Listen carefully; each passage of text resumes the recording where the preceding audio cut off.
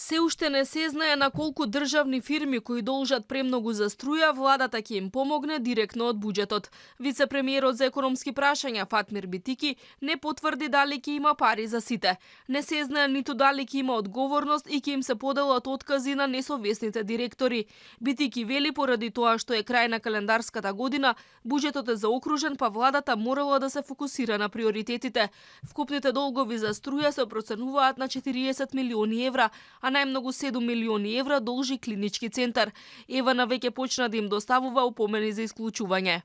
Ке видиме, затоа што е крај на година, приоритети секако има. Знаеме што се приоритетите. Приоритетите е зачување на ликвидноста на приватниот сектор, зачување на секое работно место, грижа за сите кои што се најранливи категории на граѓаните, обезбедување на електрична енергија и секако измирување на долговите. Можно е да е една од опциите онолку колку што буџетот дозволува. Представниците на Европската банка за обнова и развој без коментар дали заемот на ЕБОР од 100 милиони евра наменет за помош на државните електрани бил повлечен бидејќи беше заглавен во законодавниот дом. Вела државата засега нема испратено барање за промена на условите. Препукувањата меѓу власта и опозицијата траеа со месеци.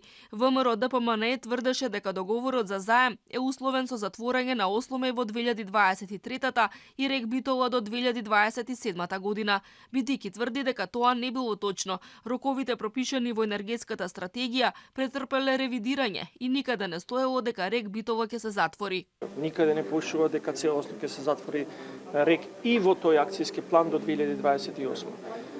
Рек Осломеј секако се трансформира. Таму се прават инвестиции во обновливи извори на енергија, 120 мегавати ќе бидат инвестирани.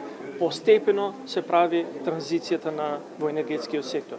Надлежните упорно велат дека и покрај проблемот со заемот од ЕБОР има доволно пари за финансиска подршка на ЕСМ. Со околу 200 милиони евра треба да се купува струја, јаглен мазут и газ за потребите на термоцентралите и топланите во Скопје, а помош е предвидена и од буџетот за догодина за енергетска сиромаштија, односно за субвенционирани сметки за струја за најранливите категории граѓани.